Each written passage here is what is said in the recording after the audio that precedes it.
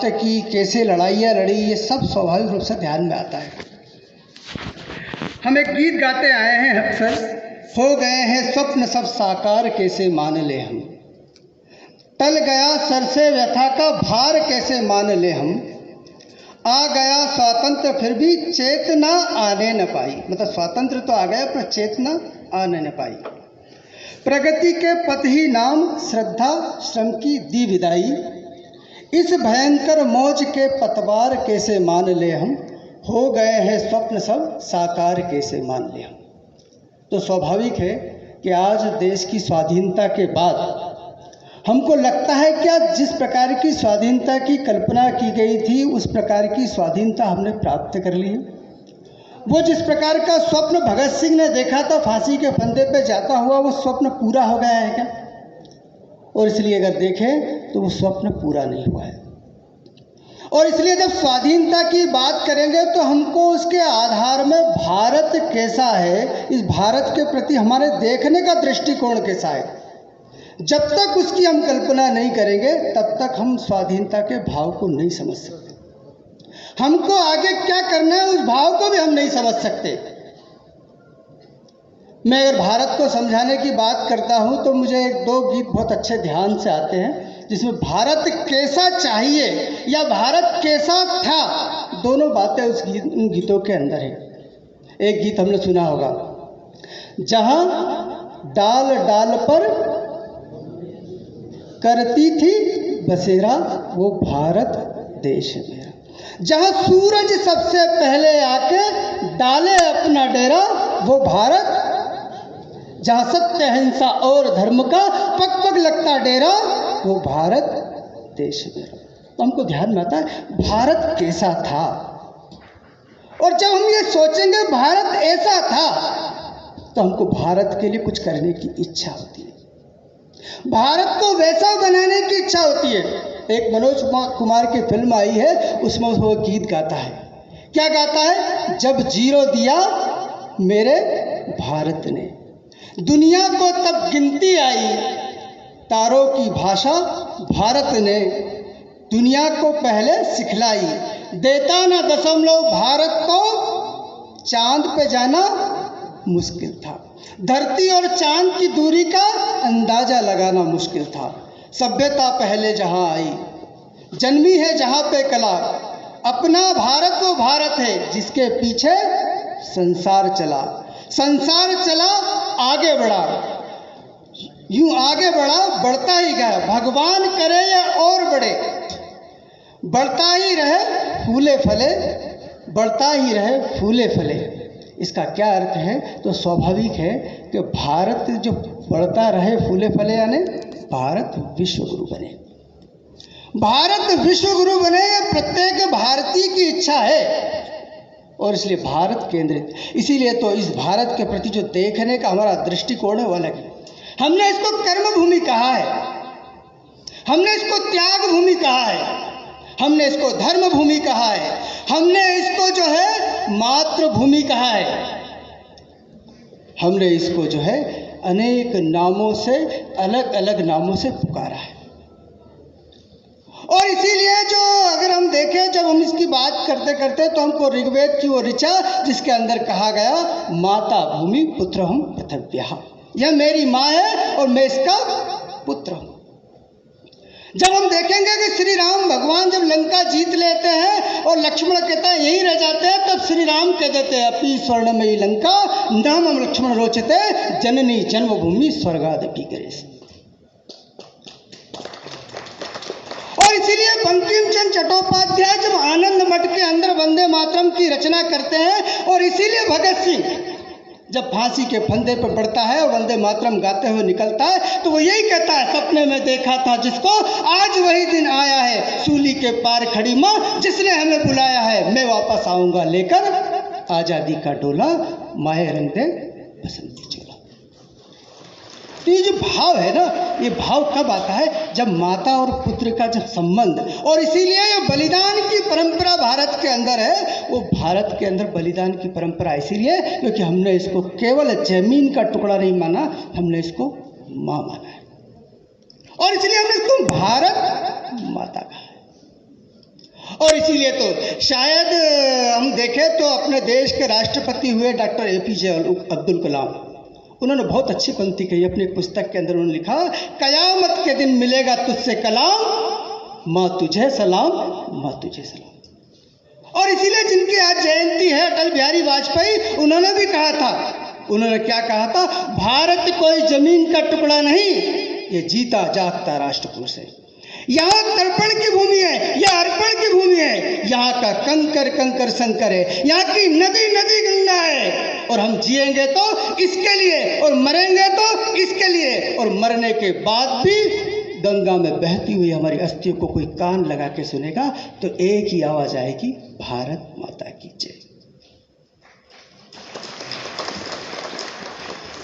और इसीलिए ये जो भारत के प्रति प्रेम था, उस प्रेम के कारण इस देश के लिए बलिदान लोग हुए हैं।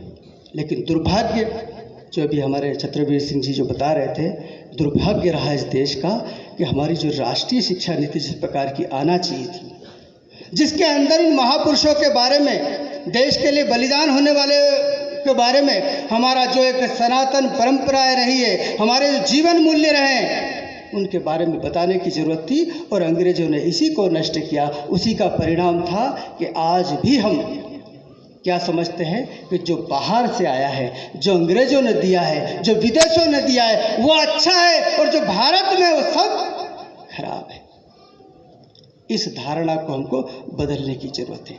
इसको हमको स्वाधीनता वर्ष के अंदर बदलने के लिए प्रयास करने की जरूरत है। इस स्वाधीनता वर्ष में हम उन विभूतियों को भी याद करें जिन्होंने देश के लिए बलिदान दिया है।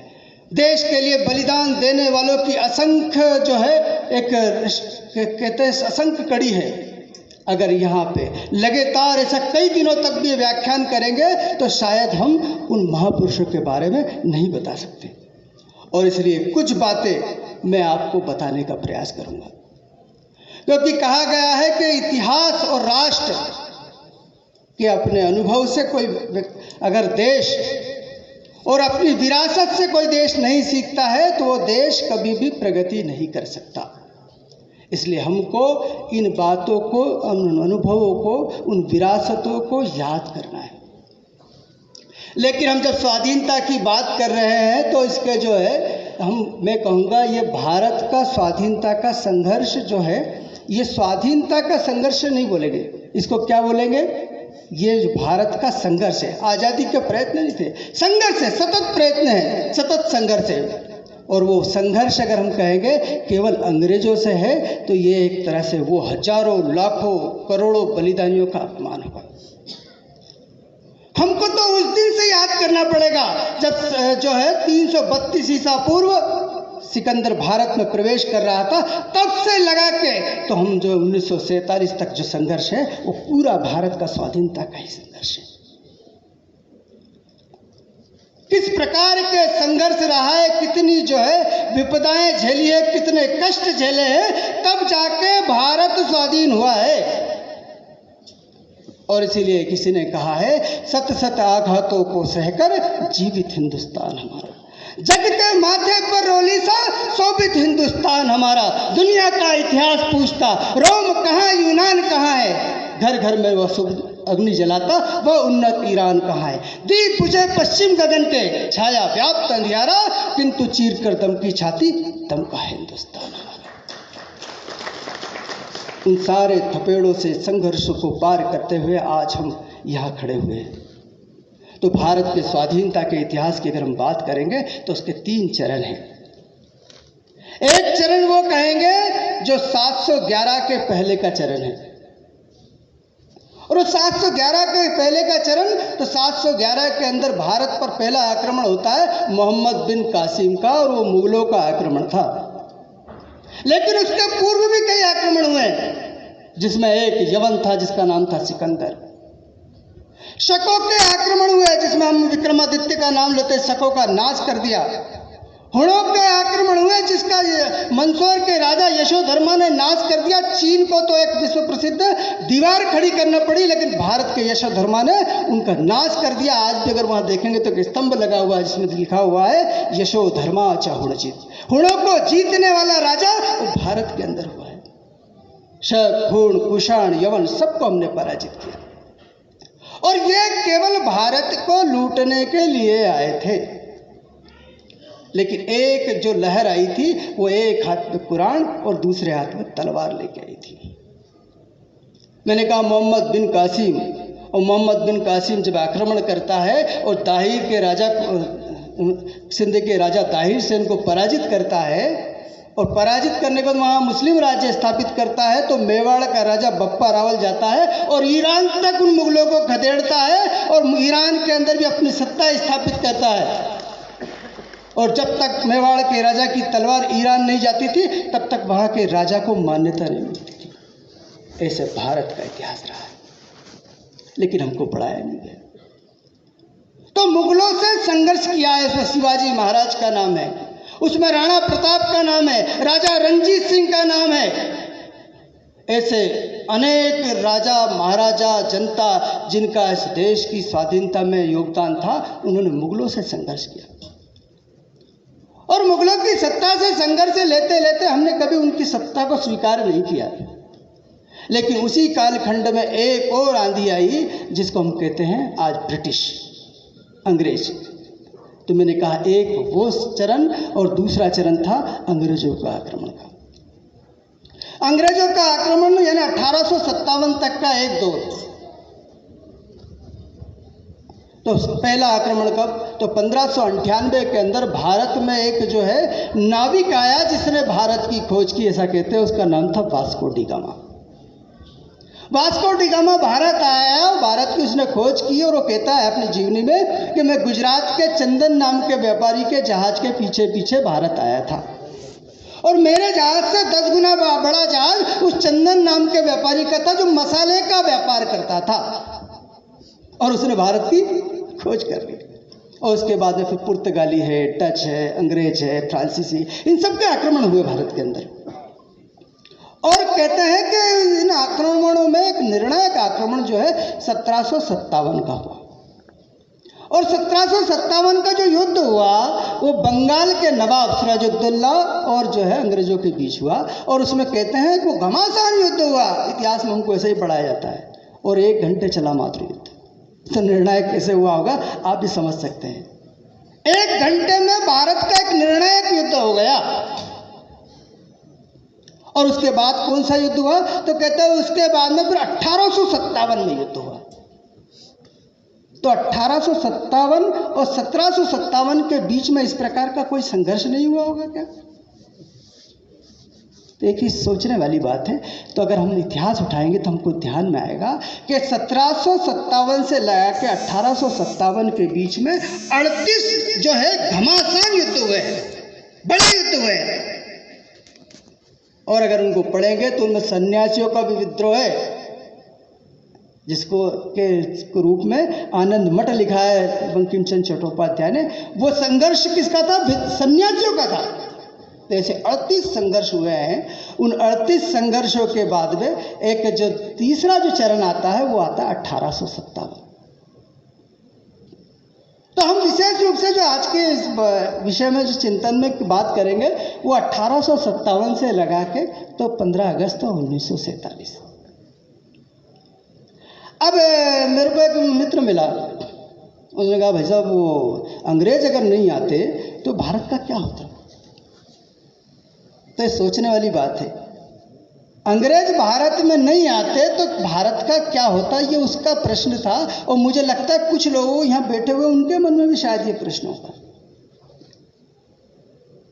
15 अगस्त से 21 से लगा के 15 अगस्त 22 तक हम ये जो स्वाधीनता का अमृत महोत्सव मना रहे हैं, ये पूरे वर्ष कार्यक्रम चलने वाले हैं। इसमें हमको आज तय करना पड़ेगा कि हमको देश को किस दिशा में ले जाना है, क्योंकि ये जो एक हीरक जयंती है, डायमंड जो है जुबली बोलते हैं जिसको, वो हम मना रहे हैं, जिसको अमृत महोत्सव कहा है। तो इसमें हमको वो समझना पड़ेगा कि ऐसा कहने वाले लोगों के मन में क्या भाव है।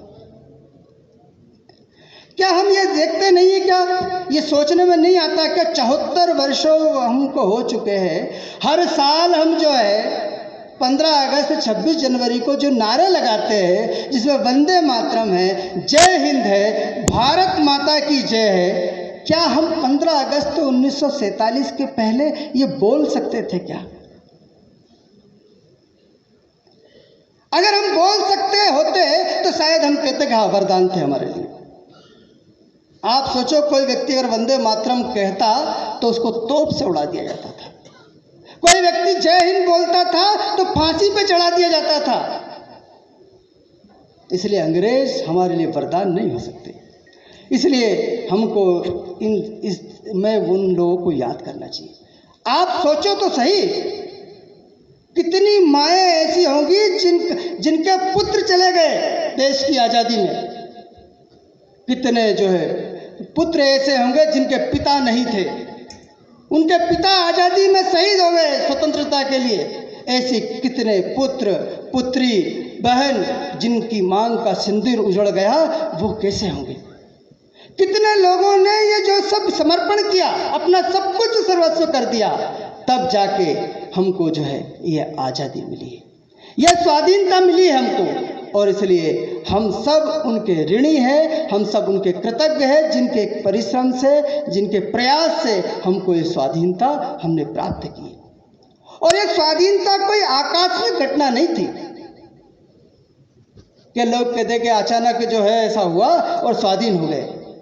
इसके लिए हमने कई जो संघर्ष किए हैं, युद्ध किए हैं, बलिदान दिए हैं। हमने अपने जो कई लोग ऐसे थे जिन्होंने अपनी सारी संपत्तियों को इस पर वार दिया, उस सब के योगदान के कारण भारत को स्वाधीनता मिली। और इसलिए मैं कुछ घटनाओं का उल्लेख करता हूं जिनसे आपको ध्यान में आएगा कि हमको स्वाधीनता जो प्राप्त हुई है, उसमें मैं जो तीसरा चरण है वो है 1857 से लगा के 1947 तक का। 1857 का जो स्वतंत्रता समर था, उसको अंग्रेजों ने कहा ये सैनिक विद्रोह था। इतिहास में हम पढ़ते हैं तो इसी नाम से पढ़ते हैं। हमको पढ़ाया जाता है गदर था, और इस गदर को स्वाधीनता संग्राम कहने वाले कोई व्यक्ति पहले थे तो वीर सावरकर थे।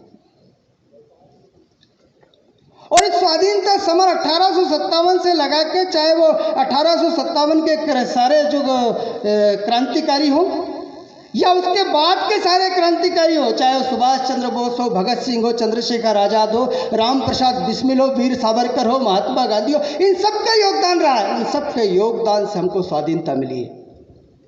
और इसलिए किसी ने कहा है, देश वे मिटते हैं जिनके द्वार पर इतिहास का पहरा नहीं। देश वे मिटते हैं जिनके द्वार पर इतिहास का पहरा नहीं। मानचित्रों से मिली अक्सर लकीरें, रंग जिन पर खून का गहरा नहीं। इसके लिए कितना खून बहा है, ये सोचने की बात है। 1857 का वो स्वतंत्रता समर, आप कल्पना करो, एक युवती जिसका पति चला गया था, वो एक रानी थी, उसका एक बालक था, जो बालक के जाने के बाद उसने एक बच्चे को गोद लिया था जिसका नाम दामोदर था, उसको राज्य से निष्कासित कर दिया। और उसने ये कहा कि मैं अपनी झांसी नहीं दूंगी। वो 1857 की महान नायिका। और जब नारी सशक्तिकरण की इस देश के अंदर बात होती है तो उस नारी का नाम सबसे पहले लिया जाता है। दुनिया के अंदर कोई पहली सैनिक स्त्री सेना हुई है, महिला सेना हुई है तो भारत के अंदर हुई है। और उसको बनाने वाली कोई युवती थी तो उसका नाम था झांसी की रानी लक्ष्मीबाई। वो झांसी की रानी लक्ष्मीबाई, जिसके बारे में सुभद्रा कुमारी चौहान ने क्या लिखा है। सुभद्रा कुमारी चौहान ने यहाँ स्वाधीनता की लड़ाई में यहाँ बैठक लेके गई है। उन्होंने लिखा है, चमक उठी सन 57 में वो तलवार पुरानी थी। कौन सी तलवार थी?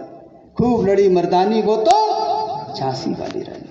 बुंदेले हर बोलो के मुंह हमने सुनी कहानी थी, खूब लड़ी मर्दानी वो तो झांसी वाली रानी। उसने किस प्रकार का साहस दिखाया था वो जनरल हीरोज खुद लिखता है। मैंने देखा वो युवती युद्ध के मैदान में दौड़ती हुई सबका उत्साहवर्धन कर रही थी। उसको कई घाव लगे हुए थे, फिर भी वो युद्ध के अंदर सबके साथ कंधे से कंधा मिलाकर लड़ रही थी। क्या हमको पता है? क्या हमको पता है कि वो नागालैंड की स्त्री, जो नागालैंड की रानी थी जिसका नाम था रानी गाइडुल्यू, एक जनजाति महिला जो जनजाति रानी थी, उसने नागालैंड के अंदर अंग्रेजों के छक्के छुड़ा दिए। इसलिए नागालैंड के लोगों ने कहा ये यहाँ की हमारी झांसी की रानी है। क्या हम उसको भूल सकते हैं? क्या हम क्या भूल सकते हैं कि जो है एक क्रांतिकारी जिसको भारत यहाँ से दूसरे स्थान पर ले जाना था, 18 दिसंबर 1928 को रेल पे खड़े हुए कलकत्ता मेल पे दुर्गा भाभी जो भगत सिंह की पत्नी बन के जाती, उनको सुरक्षित दूसरे स्थान पर ले जाने वाली महिला दुर्गा भाभी, उस क्रांतिकारी महिला को भूल सकते हैं? क्या हम भूल सकते हैं सरला बहन को, जिन्होंने स्वाधीनता की लड़ाई में अपना महत्वपूर्ण योगदान दिया? ऐसे कई महिलाएं जिन्होंने देश के स्वाधीनता आंदोलन में अपना, सरला देवी जो बंग भंग आंदोलन में क्रांतिकारी, जो पंजाब और बंगाल के क्रांतिकारी थे, उनके साथ में सेतु का काम करने वाली वो नारी, इस देश की स्वाधीनता में इस देश की नारियों ने भी महत्वपूर्ण योगदान दिया है। अगर हम दूसरी बात करें तो क्या इसमें किसी एक जाति का योगदान है? क्या इसमें किसी एक जाति का योगदान नहीं, इसमें हर जाति का योगदान है, चाहे वो कहीं के भी हो। चाहे हम कहें 1857 के अंदर हम जब नाम सुनते हैं तो हम बहुत जगह का उल्लेख करते हैं। मैं एक विषय पढ़ रहा था, उस विषय को मैं आपके सामने यहाँ पढ़ रहा हूँ, जो शायद आपको भी नहीं मालूम होगा। तत्कालीन सागर संभाग के कमिश्नर मेजर एर्स्काइन ने अपनी किताब में इस इलाके के बारे में लिखा है, क्रांति के प्रतीक। यानी वो किस इलाके के बारे में? बैतूल जिले के बारे में लिखा है। क्या लिखा है उन्होंने? कि छोटी चपातियों का रहस्यमय ढंग से वितरण जनवरी 1857 के आसपास शुरू हो गया था। कहाँ पे? बैतूल जिले के अंदर चपातियों का वितरण, यानी क्या? एक प्रश्न खड़ा होता है जिसको हम कहते हैं अपने रोटी। तो 1857 की क्रांति में इस बैतूल के अंदर भी वो रोटियां बटी थी, और इसलिए गीत के अंदर कहा है, रोटी और कमल से लिखती युग की अमिट कहानी थी। वो रोटी और कमल की क्या कहानी थी? मैं पढ़ रहा था कि कानपुर की छावनी के अंदर एक अज्ञात व्यक्ति उस कानपुर की छावनी में आता है, वहाँ के सैनिक को एक कमल का फूल देता है, वो सैनिक कमल का फूल लेता है, वो अगले सैनिक को देता है, वो अगला सैनिक अगले को देता है, पूरी छावनी में वो कमल का फूल घूम के वापस आता है, जो व्यक्ति आया हुआ रहता है उसको वापस देता है। इसका मतलब क्या है? क्रांति के लिए हम लोग तैयार हैं। गांव के अंदर एक थैली में, पोटली के अंदर एक व्यक्ति रोटी लेके आता है, वो दूसरे गांव का मुखिया है, वो पोटली देता है, पोटली खोली जाती है, एक रोटी निकाली जाती है, गांव का मुखिया एक टुकड़ा खाता है, बाद में पूरे गांव में वितरित करते हैं। 1857 के लिए हम तैयार हैं। क्या हमको मालूम है? क्या है? हमको मालूम होना चाहिए 1857 के अंदर सभी जातियों ने सभी क्षेत्रों में युद्ध लड़े गए, और वो 47 तक लड़े गए। अगर हम देखें तो हर आयु वर्ग के लोगों इस योगदान रहा है। चाहे मध्य प्रदेश के अमझेरा का राणा वक्तावर सिंह, जिसने जो सबसे पहले अमझेरा छावनी उस पर अधिकार प्राप्त किया, इंदौर की छावनी पर अधिकार प्राप्त किया और खुद फांसी के फंदे को चूमा, ऐसे राणा वक्तावर सिंह क्या हम भूल सकते हैं? क्या हम भूल सकते हैं? क्या उस बड़वानी के अंदर वो भीमा नायक जो अंजड़ के हनुमान मंदिर में जाके, एक जनजाति योद्धा हनुमान मंदिर में जाके वहां के मंदिर में पूजा करता है, संकल्प लेता है और कहता है मैं इन अंग्रेजों को छोड़ूंगा नहीं। बाद में उसको मंडलेश्वर की जेल के अंदर फांसी की सजा। 1857 का वो योद्धा भूल सकते हैं? क्या बड़वानी का वो खंडवा का वो योद्धा जिसका नाम टांटिया मामे था, वो काली माता के मंदिर की पूजा करता है और अंग्रेजों को खदेड़ने का जो ऐलान कर देता है, अंग्रेजों से इतनी हालत खराब कर देता है कि अंग्रेज कहते हैं रॉबिन हुड है। ऐसा वो जनजाति योद्धा, हम उसको भूल सकते हैं? क्या हम क्या भूल सकते हैं? ये एक विचार करने की बात है कि इस प्रकार के योद्धा हम भूल सकते हैं। बिहार के राणा कुंवर सिंह को, जो अंग्रेजों से लड़ते लड़ते यमुना नदी के किनारे जब उसको गोली लगती है, अपने 80 साल का अपने खुद की तलवार से हाथ काट के यमुना में फेंक देता है और कहता है भारत की स्वाधीनता के लिए ये मेरा पहला समर्पण। तब जाके देश को स्वाधीनता मिली है। हमको ये सोचना चाहिए कि इस प्रकार के अनेक, चाहे वो मेरठ के अंदर, मेरठ की छावनी के अंदर मंगल पांडे हो या दिल्ली का बहादुर शाह जफर हो, चाहे वो कानपुर के अंदर सबको संगठित करने वाला क्रांति का सूत्रधार जो है पेशवा, जो है नाना पेशवा हो, सबका योगदान रहा है और सब ने मिलकर इस भारत देश को स्वाधीन कराया है। भारत की दुनिया के अंदर जब हम इतिहास उठा के पढ़ते हैं तो आप दुनिया का इतिहास पढ़ लो, देश के लिए सबसे अधिक बच्चों ने कहीं बलिदान दिया है तो एकमात्र जमीन है और वो है भारत की। भारत के बच्चे बच्चे के अंदर इस देश को स्वतंत्र कराने की एक ललक, इस देश के लिए बलिदान होने की ललक एक अद्भुत थी। अगर हम उसको पढ़ेंगे कभी, ऐसे अनेक वीर, अगर यहाँ केवल बाल वीर पे ही एक व्याख्यान रखा जाए तो शायद वो व्याख्यान भी 2-3 दिन का रखना पड़ेगा। एक बालक जिसकी आयु जो है 13-14 वर्ष की, वो अपने साथ जो है गुरु, जिनका नाम राम सिंह फूका, जो नामधारी संप्रदाय पंजाब के अंदर 1772 के अंदर उनके साथ में कंधे से कंधा मिला के जो है नारे लगाता था। और वो जो उस समय 1772 के अंदर किस प्रकार की 15 जनवरी 1772 के अंदर 2 घटनाएं ऐसी हुई जिसमें अंग्रेजों का प्रतिरोध किया गया। क्यों किया गया?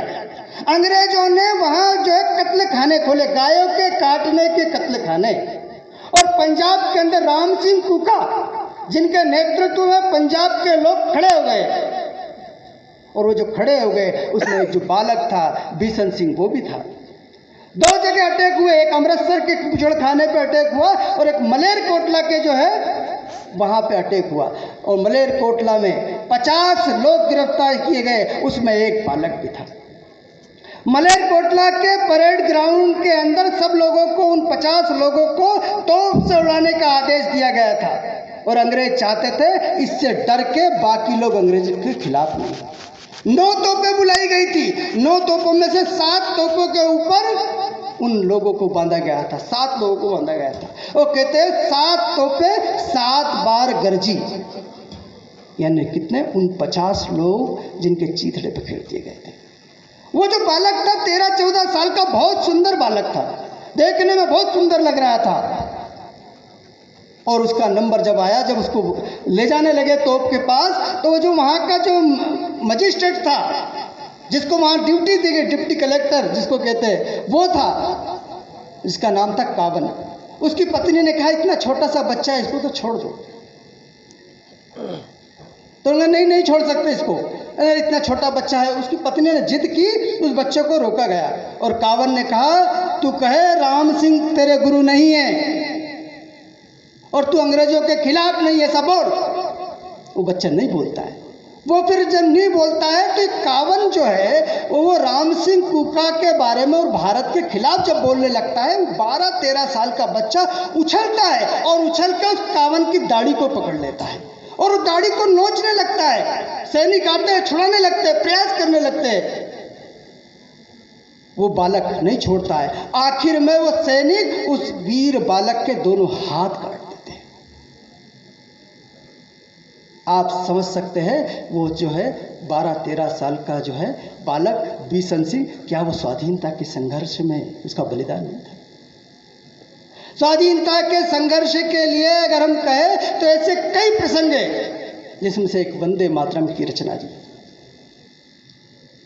हम सब इतिहास उठा के अगर देखेंगे तो वंदे मातरम की रचना करने वाले जो थे 7 नवंबर 1875 के अंदर बंकिम चंद्र चट्टोपाध्याय ने की, और उन्होंने जो उसकी रचना की, लेकिन वो रचना सबके सामने नहीं आई। वो सबके सामने कब आई? वो सबके सामने 1883 में आई, जब एक जो मैंने जो बताया आनंद मठ नाम का जो उपन्यास रचा, जो कि वहाँ पे जो सन्यासियों का विद्रोह हुआ था, उस सन्यासी के विद्रोह जो 1762 से 1774 के बीच चला था, उस आनंद मठ के अंदर लिखा गया, उसमें वो गीत लिखा गया। गीत आया 1883 में और उसको पहली बार कांग्रेस के अधिवेशन के अंदर रविन्द्रनाथ टैगोर ने 1895 में गाया और उसके बाद वो जन जन का गीत हो गया।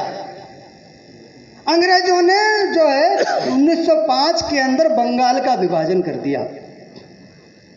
अब ये भी सोचने वाली बात है कि 15 अगस्त 1947 को भारत को विभाजित कर दिया और एक कब विभाजित किया था? 1905 में। लेकिन 1905 का जो विभाजन था उसका विरोध किया गया। कलकत्ता के कम्युनिटी हॉल में हजारों की संख्या में लोग एकत्रित हुए और सबके मुंह से एक ही आवाज थी और वो आवाज कौन सी थी? वंदे मातरम। वंदे मातरम जन जन का जो है गीत हो गया। नाचते गाते लोग वंदे मातरम गाते थे। अंग्रेजों ने उसको प्रतिबंधित कर दिया कि वंदे मातरम नहीं गा सकते। और क्रांतिकारी एक दूसरे से मिलते थे तो क्या कहते थे? वंदे मातरम। अंग्रेजों ने अगर पकड़ लिया तो क्या बोलना? वंदे मातरम। और वंदे मातरम से जुड़ी हुई अनेक घटनाएं हम इतिहास के अंदर पढ़ते हैं। ऐसे ही एक व्यक्ति नागपुर के अंदर राष्ट्रीय स्वयंसेवक संघ के संस्थापक डॉक्टर केशव बलिराम हेडगेवार, जिन्होंने नील सिटी हाई स्कूल के अंदर पढ़ाई करते हुए जब इंस्पेक्टर वहां जो निरीक्षण के लिए आता है तो प्रत्येक क्लास के अंदर उसका वंदे मातरम से स्वागत करना है, उसकी योजना बनाते हैं। और योजना बनाने के पश्चात जब वो इंस्पेक्टर आता है तो हर क्लास के अंदर एक ही आवाज निकलती है, सारे बच्चे एक साथ बोलते हैं वंदे मातरम। बाद में डॉक्टर हेडगेवार, जो केशव बलिराम हेडगेवार थे, उनको जो स्कूल से निकाल दिया गया। पर ऐसे वंदे मातरम से जुड़ी हुई घटनाएं अनेक सारी हैं। चाहे वो चंद्रशेखर आजाद हो, चाहे काशी के अंदर जब उसको कोड़े लगाए जा रहे थे तो उसके मुंह से एक ही आवाज हर कोड़े पे निकलती थी और वो आवाज थी वंदे मातरम।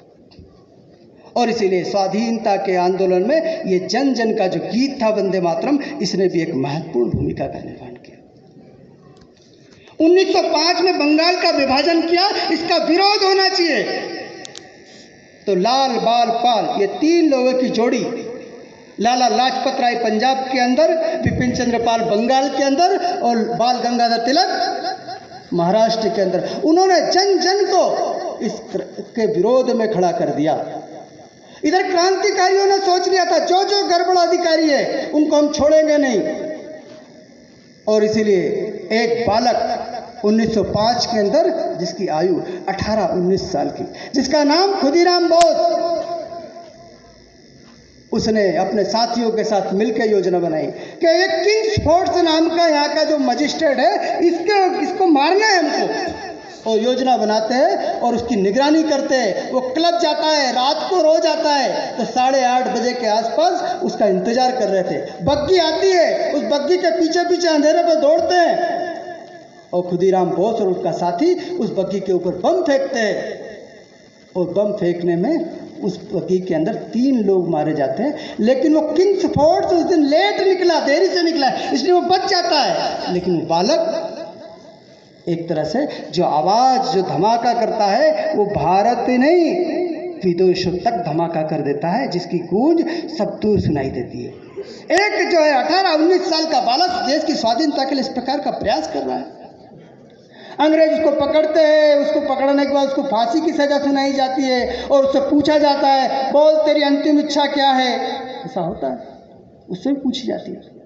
वो कहता है कि मेरी अंतिम इच्छा यह है कि जब मैं फांसी के फंदे पे जाऊं तो मेरे दोनों हाथों में श्रीमद् भागवत गीता हो। हम समझ सकते हैं कितना कॉन्सेप्ट क्लियर कि देश के लिए मरना है, और ये मरना और जीना ये जो है पुनर्जन्म है। और ये पुनर्जन्म कहाँ है? वो श्रीमद् भागवत गीता में। अब भागवत गीता को हाथ में लेके फांसी के फंदे को चूमता है, तब देश को स्वाधीनता मिली। इसलिए किसी ने कहा, तुम न समझो देश को आज़ादी यूं ही मिली है, हर कली इस बाग की कुछ खून पी के खिली है। मिट गए इस जहां में दीवार नीचे गड़े हैं, महल अपने शहीदों की छातियों पे खड़े हैं। ये बात जब वहां पहुंचती है, लंदन पहुंच जाती है। लंदन के अंदर वहाँ जो पढ़ाई करने वाले विद्यार्थी, जो इंडिया हाउस नाम के भवन में रहते थे, वहाँ वीर सावरकर भी रहते थे, वहाँ श्याम जी कृष्णमूर्ति भी रहते थे, और ये वहाँ क्रांतिकारियों और राजनीतिक इस प्रकार भारत की स्वाधीनता के लिए प्रयास करने वाले विद्यार्थियों का एक केंद्र था। उस केंद्र में पढ़ने वाले एक युवक को वीर सावरकर प्रेरित करते हैं कि देश की स्वाधीनता के लिए खड़े होना है, और इसलिए तुमको अभिनव भारत का सदस्य बनाया जाता है। वो उसको ट्रेनिंग देते हैं और कहते हैं आज अवसर आ गया है कि तुम उसके लिए जाओ। तो क्या करना है मुझे?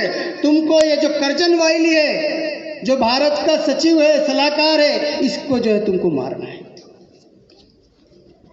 वो मदन लाल ढींगरा रात को कल जाना है, उसको मारना है। रात पे एक दिन पहले पत्र लिख रहा है, और वो पत्र क्या लिख रहा है? मैं हिंदू हूँ और मेरी मान्यता है कि कोई व्यक्ति मरता है तो पुनर्जन्म लेता है, और इसलिए पुनर्जन्म लेता है तो मेरी इच्छा है कि मेरा पुनर्जन्म भगवान मुझे भारत की धरती पे देना, और जब तक मेरा भारत स्वाधीन नहीं हो जाता है बार बार मुझे वहाँ जन्म देना। ऐसा मदन लाल ढींगरा करजन वाइली को मारता है, 4 गोली मारता है। एक गोली वो स्वयं भी मारना चाहता है, लेकिन सिपाही पकड़ लेते, भारत लाके उसको फांसी की सजा दी जाती।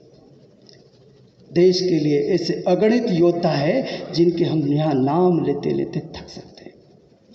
पंडित राम प्रसाद बिस्मिल, एक युवा हट्टा कट्टा जो स्वाधीनता के लिए अपने आप को मजबूती से खड़ा करता है। वो अपने साथियों के साथ राजेंद्र लहड़ी, अशफाक उल्लाह खान ऐसे क्रांतिकारियों के साथ मिलकर योजना बनाता है, चंद्रशेखर आज़ाद के साथ योजना बनाता है, और एक संगठन का निर्माण करता है जिसका नाम इंडियन सोशलिस्ट रिपब्लिक पार्टी संगठन। उस संगठन का निर्माण करता है, योजना बनती है, क्या करना है? तो हमको एक काकोरी के अंदर निकलने वाली ट्रेन के अंग्रेजों का खजाना लूटना है। ये अंग्रेज है, इसको चुनौती देना। भारत के माल को ऐसे हड़प नहीं सकते, इसे स्वाधीनता के आंदोलन में हम इस पैसा को लगाएंगे, हमको लूटना है खजाना। वो खजाना लूटते हैं, लेकिन अंग्रेज सरकार उनको जो है गिरफ्तार करती है। गिरफ्तार करने के बाद अनेक क्रांतिकारी, 45 क्रांतिकारियों को गिरफ्तार किया जाता है, और राम प्रसाद बिस्मिल को फांसी के फंदे पे ले जा रहे हैं। अब सोचो आप, राम प्रसाद बिस्मिल फांसी के फंदे पर ले जाने के लिए तैयार है। वो सिपाही आकर कहता है कि चलो फांसी के लिए, और राम प्रसाद बिस्मिल क्या कर रहे हैं? राम प्रसाद बिस्मिल तेल की मालिश करके दंड पेल रहे हैं। फांसी के फंदे पे जाना है और दंड पेल रहे हैं। वो सिपाही ने कहा कि अब दंड पेल के करोगे क्या? तो राम प्रसाद बिस्मिल कहते हैं, ये जो मेरी भारत माता है ना, इसको ताजे फूल चढ़ाए जाते हैं।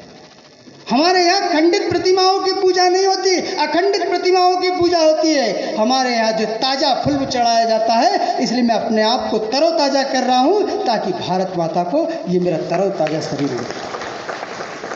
ये भारत का दर्शन है देश की स्वाधीनता के लिए। इसीलिए शायद वीर सावरकर ने लिखा है, वन में खिलते पुष्प अपार, सूख भूमि गिर होते छार, कब किसने उनको गाया जिनका जीवन व्यर्थ आसार। एक पुष्प गजेंद्र उठाया, भक्ति भाव हरिचरण चढ़ाया, धन्य पुष्प हुआ देव समर्पित, अमर हो गया मुक्ति पा गया, अमर हो गया मुक्ति पा गया। ऐसे अनेक पुष्प जिन्होंने देश की स्वाधीनता में, अशफाक उल्लाह खान जो काकोरी कांड के अंदर थे, उनके ऊपर भी काकोरी कांड 1925 में जो हुआ उसके अभियोग लगाया गया, उनको भी फांसी की सजा दी गई। एक कर्तव्यनिष्ठ, राष्ट्रभक्त, देश के लिए जीने वाला युवा जो अनेक लोगों के लिए मुस्लिम समाज के अंदर पर्याय बन गया। देश की स्वाधीनता में इस प्रकार के योगदान देने वाले कई वीर थे। चाहे वो अल्फ्रेड पार्क के अंदर चंद्रशेखर आज़ाद अंग्रेजों से लड़ता है, अंतिम गोली बजती है, स्वयं को गोली मार लेता है। ये भारत के अंदर एक लंबा इतिहास इस प्रकार का रहा है, हम जितना सुनाएंगे उतना कम है। लेकिन मैं वही जाता हूँ जहाँ मैंने शुरुआत की थी कि भारत के अंदर अंग्रेजों का आक्रमण जो है वरदान नहीं था, उनका आक्रमण सर्वंकष आक्रमण था। सर्वंकष इसलिए उन्होंने भारत के राजनीतिक तंत्र को नष्ट कर दिया। हमारे न्यायालय नहीं थे, उन्होंने हमारे यहाँ जो व्यवस्था थी, न्याय व्यवस्था, उसको नष्ट कर दिया। भारत की शिक्षा व्यवस्था को नष्ट कर दिया। भारत में सरकार कभी स्कूल नहीं चलाती थी, जनता स्कूल चलाती थी, लोगों को निःशुल्क शिक्षा मिलती थी, लेकिन हमारे उस शिक्षा तंत्र को भी उन्होंने नष्ट कर दिया। भारत के व्यापार तंत्र को, अर्थतंत्र को नष्ट कर दिया। अगर हम देखें तो हमको ध्यान में आएगा कि बंगाल के अंदर जो मलमल बनाते थे, उन मलमल बनाने वाले कारीगरों के अंगूठे इसलिए काट दिए गए थे क्योंकि अंग्रेजों का माल मार्केट में नहीं बिकता था। भारत के अंदर हर प्रकार से उन्होंने यहाँ पे सब कुछ नष्ट करने का प्रयास किया, इसलिए उनका जो है सांस्कृतिक आक्रमण भी था, उनका धार्मिक आक्रमण भी था। उन्होंने भारत को नष्ट करने का प्रयास किया और ये सब जो है हुआ है। इसलिए इस अमृत महोत्सव के अंदर हमको बहुत कुछ करना है। अब प्रश्न खड़ा होता, देश तो स्वाधीन हो गया, अब क्या करना? मैंने बताया 1757, 1857 और 1947, ये 100 साल का जो अंतराल है, उसमें देश में एक बड़ा परिवर्तन आ सकता है, आता है।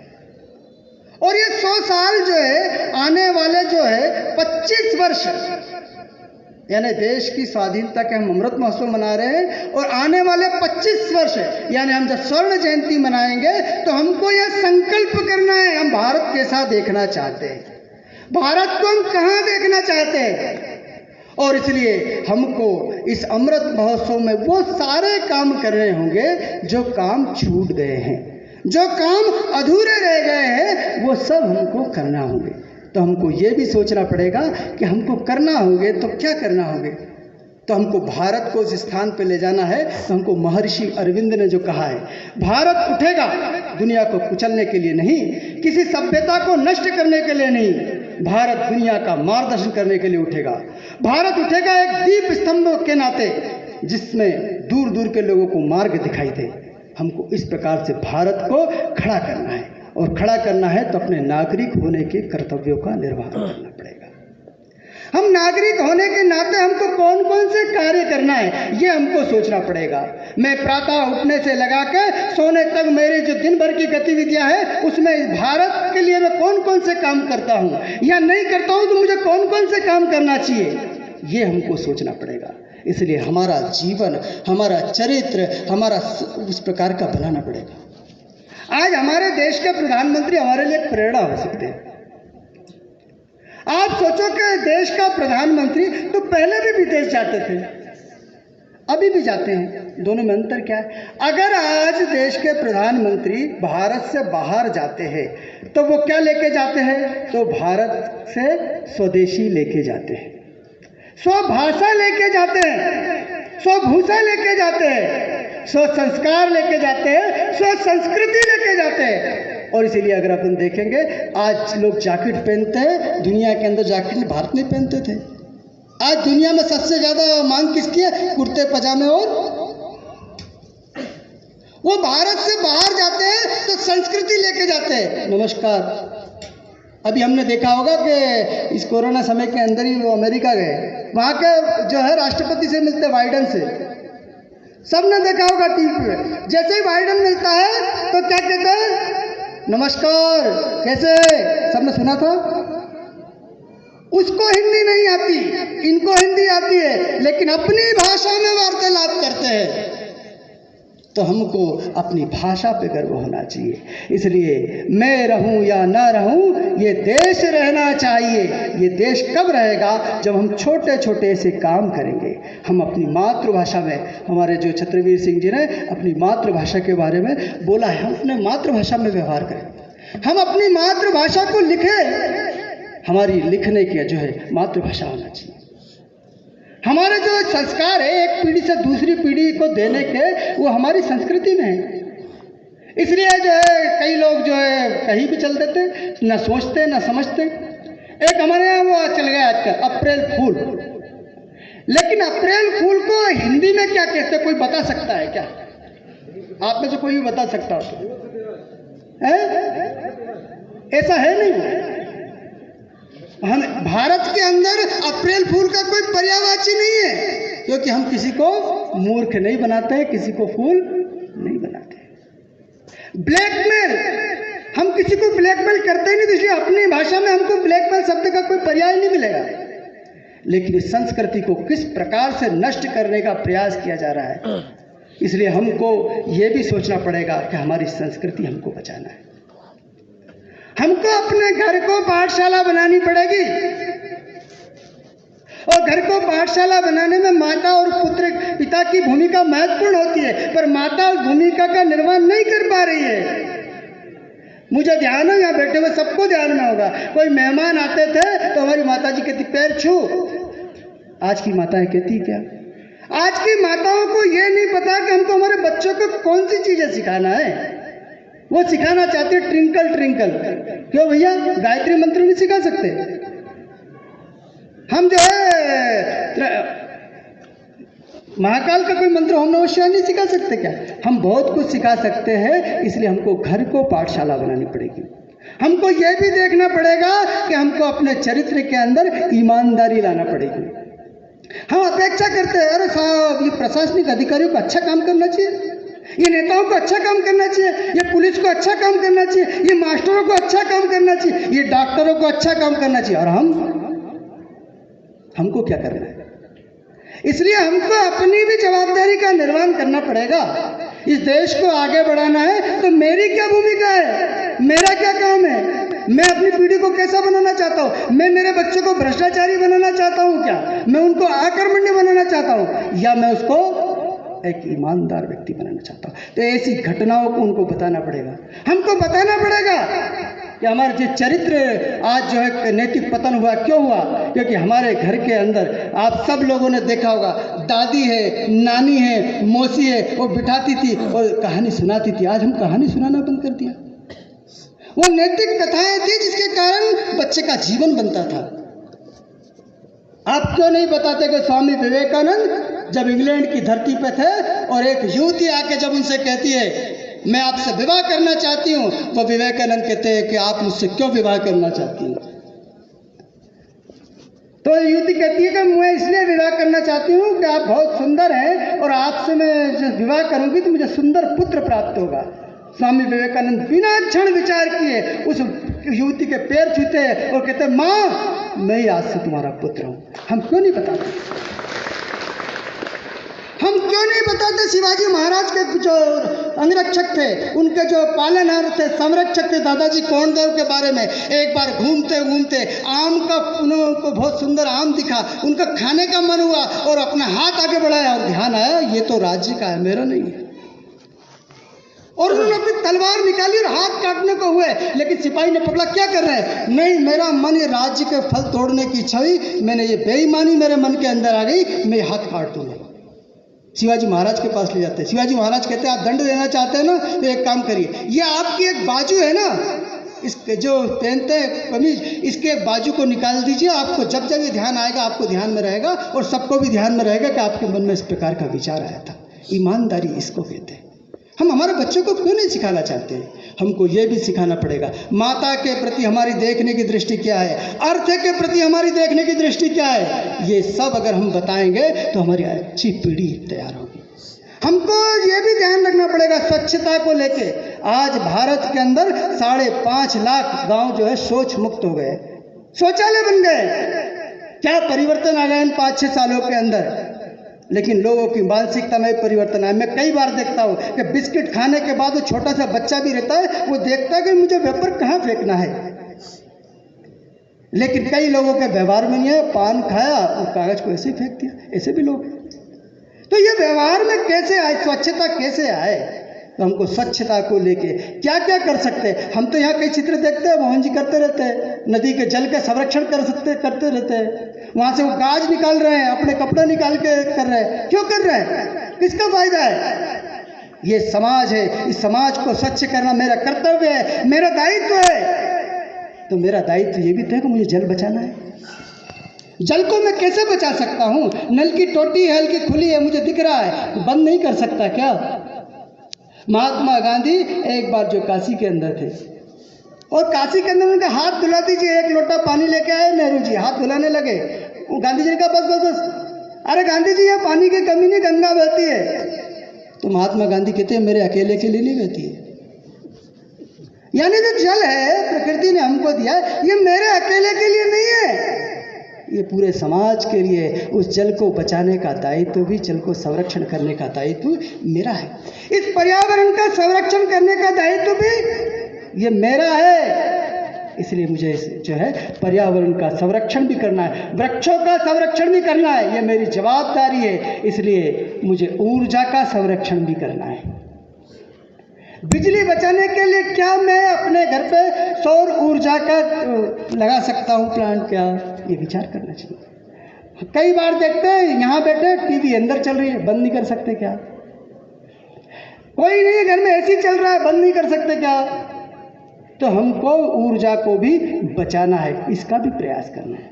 हमको टैक्स भी भरना है। इस देश को अगर आगे बढ़ाने की जवाबदारी हमारी है तो हमको उस दायित्व का भी निर्वहन करना है कि भारत की जो कर व्यवस्था है, जो टैक्स प्रणाली है, उसका पूरी तरह से पालन करना है। पंडित दीनदयाल उपाध्याय जी एक बार ट्रेन से सफ़र कर रहे थे और ट्रेन से सफ़र करते समय रात को रेडियो सुनते हैं। सुबह जब होती है तो पास वाले कहते हैं मैं आपका ट्रांजिस्टर का उपयोग कर सकता हूँ क्या मैं?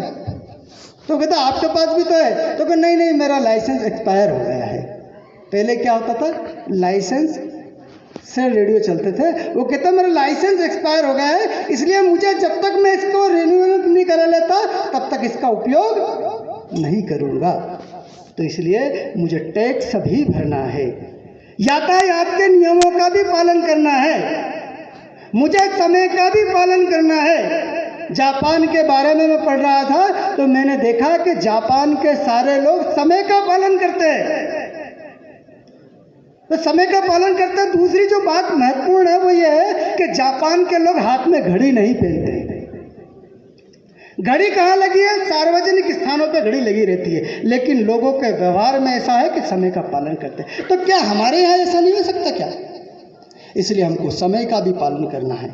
ऐसे मेरे द्वारा कौन कौन से, क्या मैं स्वदेशी का पालन करता हूँ क्या? मेरे घर में कौन कौन से विदेशी उत्पाद आते हैं क्या? मैं खरगोन के अंदर था, एक बहन थी, उनके घर में मेरा जाना था और मैं वहाँ गया तो उनका छोटा सा बालक, उसका नाम अथर्व था, उसका जन्मदिन था और जन्मदिन के लिए चाकू लेके आया था। वो मुझे बड़ा उत्साह से बताने आया, भाई साहब ये मैं जो है आज मेरा जन्मदिन है उसका तो मैं लेके आया हूँ, और मुझे दिखाने लगा।